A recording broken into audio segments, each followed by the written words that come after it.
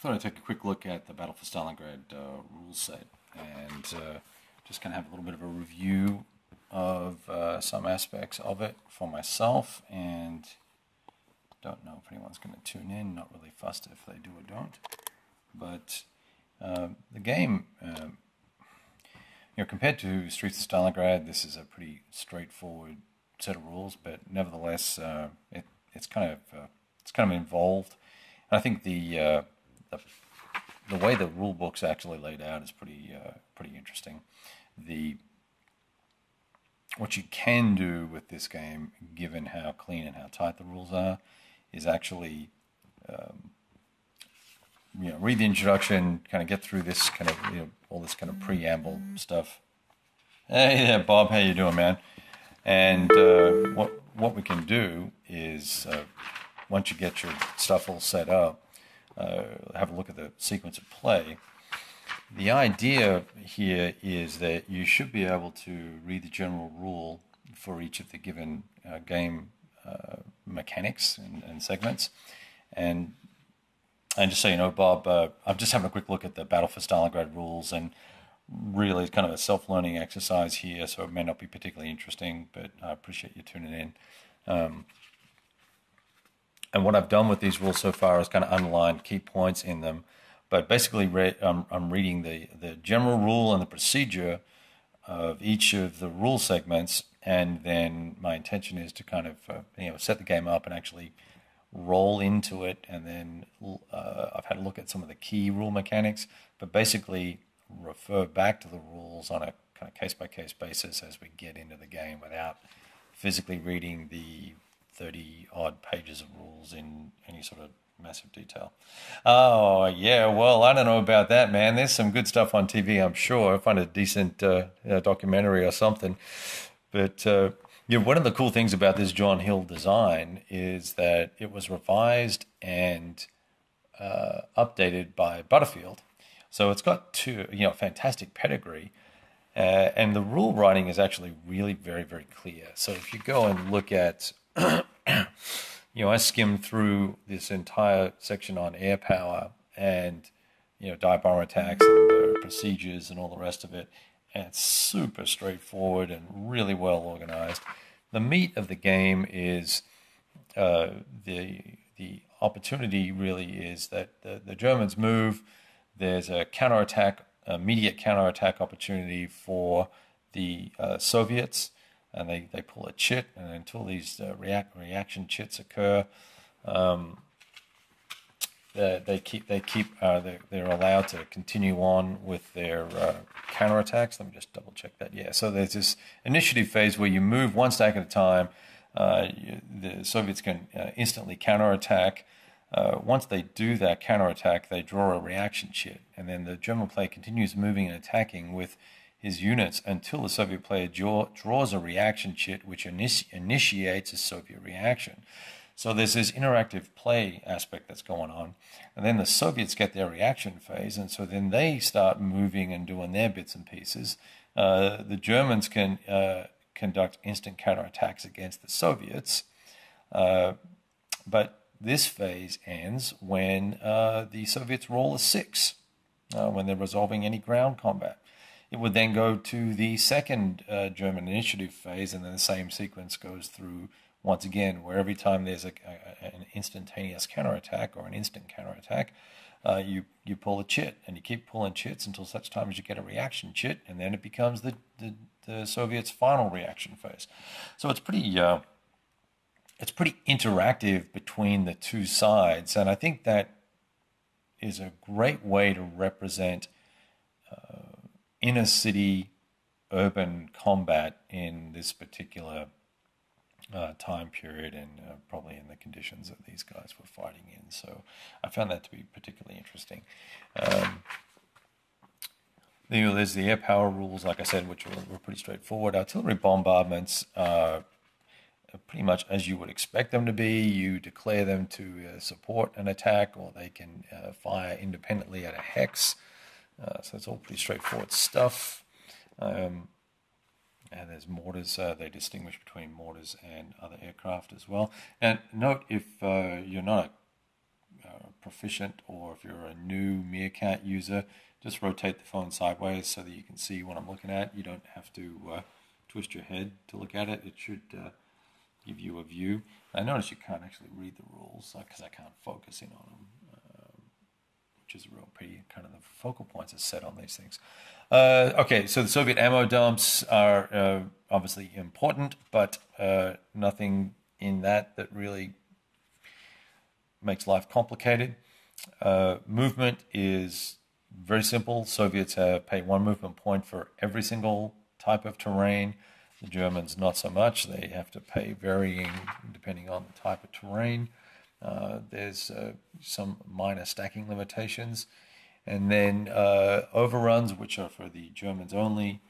Overruns are the classic armored infantry, motorized infantry, and all that sort of good stuff, self-propelled artillery and all that sort of business, are allowed to conduct basically a moving attack. And there are some bonuses and benefits to doing that. But you also get to, the Soviets get to draw a reaction chit for that. It goes into detail about the instant counterattacks. There's stacking limits, which are pretty straightforward. Nothing too exciting there. I think there's a fair whack of different units that can be stacked together, but nothing too complicated there.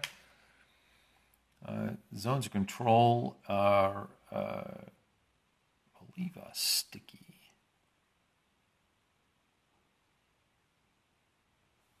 Let's just see. Yeah, enemy zones of control prevent friendly movement and blocking the trace of friendly supply. Unit may not be moved out of an enemy control hex except to conduct an overrun. So yes, they are indeed sticky. And then there's the general rules for ground attacks, determining the attack type, which is really just a die roll, so nothing unique there. Whether it'll be a surprise attack, normal attack, or an ambush, so it's very similar to the OCS model of rolling for surprise, basically.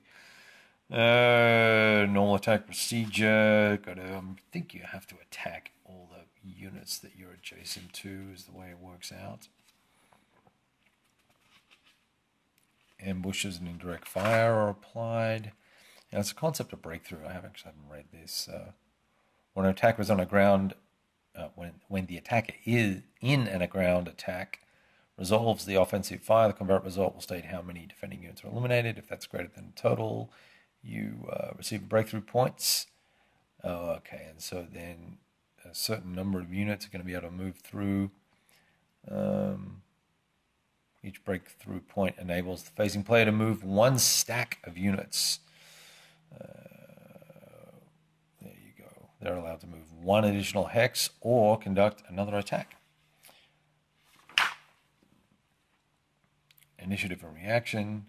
That's just done in the ops phase, where the players alternate phases back and forth.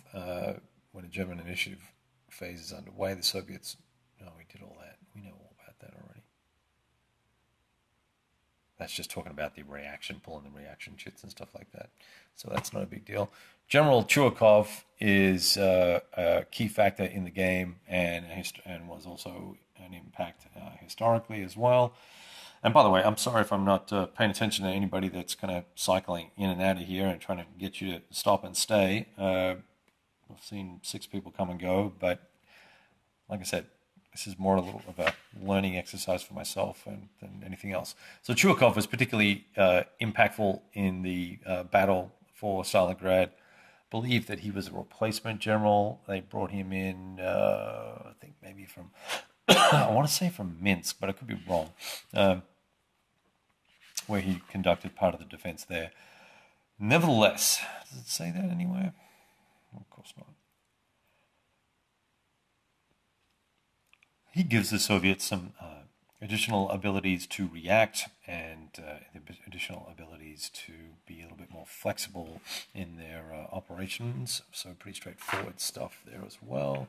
Soviet special units, there's a whole bunch of those, some militia and stuff like that.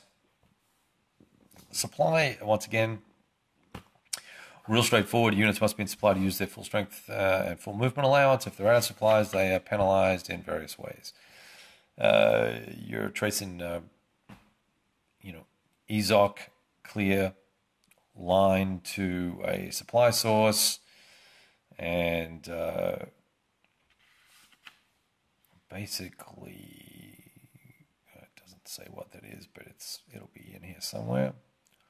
There you go. German player must trace to the west or north edge of the map. So, worker brigade, the Volga flotilla is how we're transporting reinforcements across the Volga.